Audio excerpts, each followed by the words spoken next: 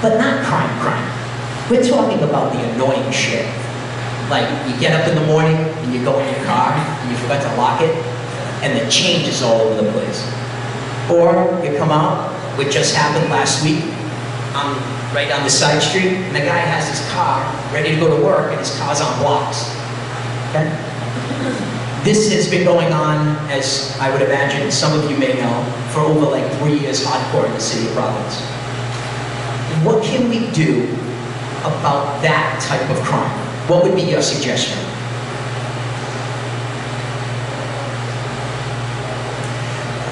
One of the things of working with the police department over the years is that the police department ends up being reactionary. They come when they're called out. And you know, I think one of the solutions is to have more of the patrol, you know, having guys out of their car. And I know after hours you're not really going to see that. It happens at midnight. But I think that one of the things that I really liked growing up and living there in the West End was seeing the bike patrol, seeing the officers out in the streets, having them talk to the community. I'm very big on community policing. I think that's one of the issues that will really help a lot of these things, to see the police presence instead of just driving around in their cars.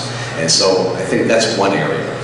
One of the things that I discussed with the WBNA to try to help curb some of this, because there's going to be these particular issues that are going to occur. But, you know, what about creating, you know, ideas of block buying power when it comes to alarm systems or the Ring doorbells, things that we can do that will help monitor a lot of the issues. And I think that would be one of the ways to help prevent some of these, because everybody's paying for these different alarm systems. What if we had buying power where we could say, hey, this whole area is going with one alarm system, we have one video camera, and we could cut the costs, and then people would actually be able to say, hey, this place is being patrolled, our neighbors are watching. And the police also need to be more responsive. I remember having my car broken into, and they said, oh, we can't fingerprint the car. And I said, well, why? There could be other people's fingerprints, and they were just kind of like very nonchalant about it. I remember when I first moved into my house, I was at church on a Sunday, the very first week that I was there, and somebody broke in my back door and took all my stereo and TV equipment, which was all boxed up. The only thing I didn't do was help them move it into whatever vehicle that they had. But the police came, and their comment was, well, I wouldn't live here if I were you. And that's not acceptable. We need our police to be more proactive in dealing with these issues. And that's one of the things, working with the police department over the years, that I would like them to be more proactive in working with our community and our community groups. Thank you.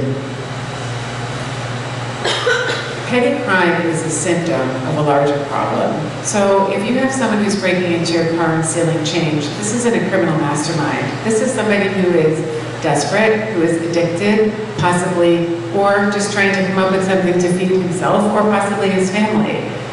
Petty crime is symptomatic of larger problems that we have in the city that need to be addressed holistically, including homelessness, affordable housing, inadequate housing, addiction services, city services. These are all things that we need to look at from the ground up to figure out why these crimes are happening and who's it's to come down with the police presence about petty crime.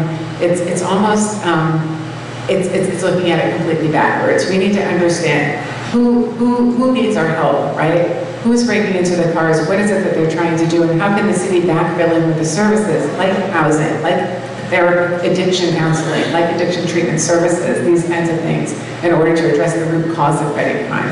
We can't police our way out of this problem. We need to be creative and holistic and innovative to figure out ways to stem the tide and prevent this type of activity. Thank you. So I think the number one thing we can do to work on issues like this is to raise the state minimum wage.